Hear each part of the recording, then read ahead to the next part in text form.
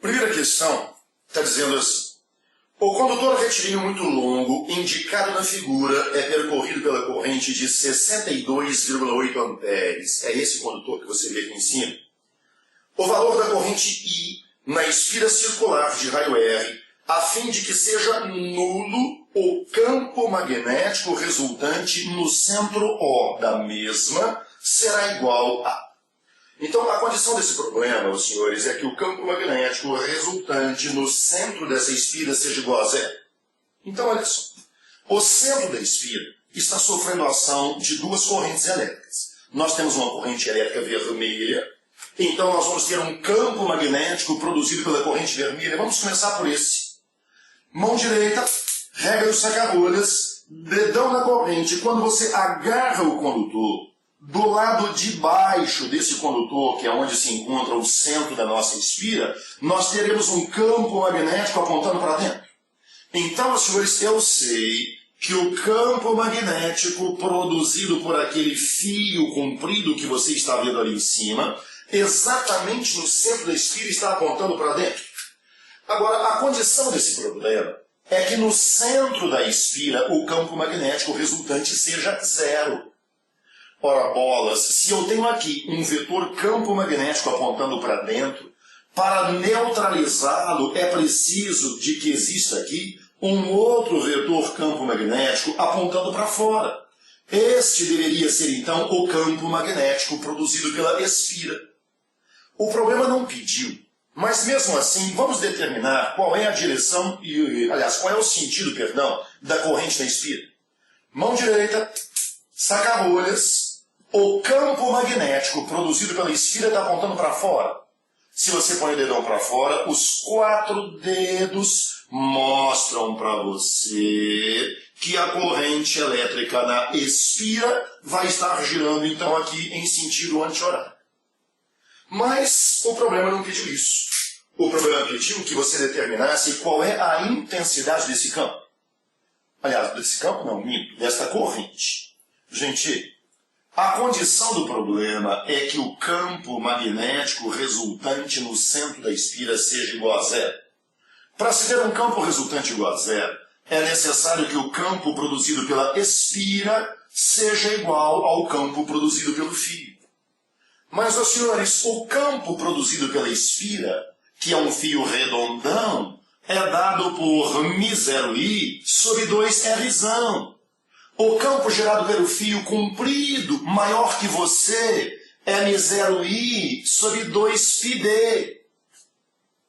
Esse μ0 e esse outro μ0 podem ser sumariamente eliminados. Esse 2 aqui, aquele 2 de lá também. Então nós temos que a corrente elétrica que percorre a espira, dividida pelo raio da espira, é igual à corrente elétrica do fio, que é 62,8 amperes, dividido por π, vezes a distância do centro da espira ao fio, que é 2R. Olha o desenho. Opa! Gente, olha o que é que sobrou. Você conseguiu enxergar o que eu estou vendo?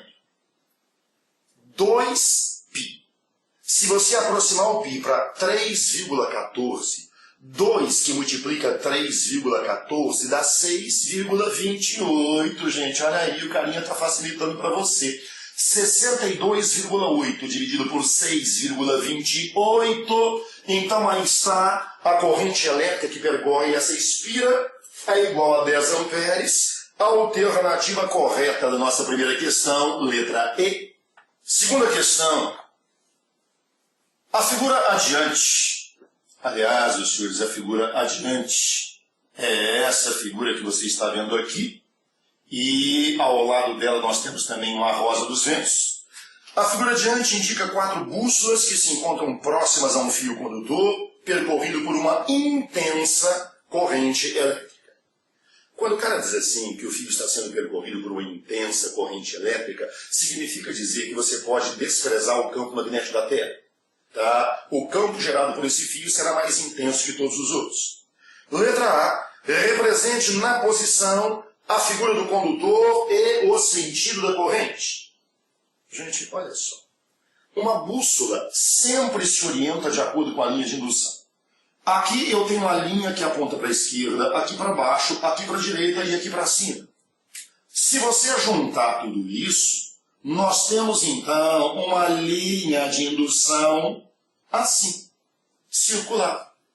E quem é que produz ao seu redor um campo magnético de aspecto circular?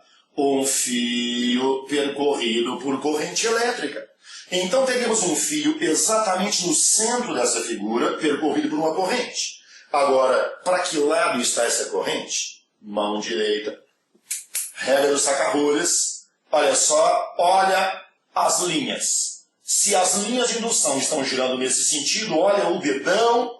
O dedão está contando para você que nós temos aqui uma corrente elétrica apontando para fora do papel. Então, meus senhores, a resposta à letra A seria esse desenho que você está vendo aí. Aí, nesse mesmo probleminha, nós temos também uma letra B. Na letra B ele pede, caso a corrente cesse de fluir, qual será a configuração das bússolas? Faça a figura correspondente. Gente, esse problema trouxe o desenho de uma rosa dos ventos, não foi à toa. Foi para que você pudesse saber qual é a direção e o sentido das linhas de indução do campo magnético da Terra. Então, se nós temos ali essa rosa dos ventos, eu sei que o campo magnético da Terra está orientado nessa direção. Pois, os senhores, uma bússola sempre se orienta de acordo com as linhas de indução. Então, uma vez cessada a corrente, todas elas irão se orientar de acordo com o campo magnético terrestre. Isso é a resposta da letra B. Mas o problema, moçada, é que o campo magnético produzido ao redor do fio bem comprido, é um campo muito fraquinho. Aquela constante de zero, a permeabilidade magnética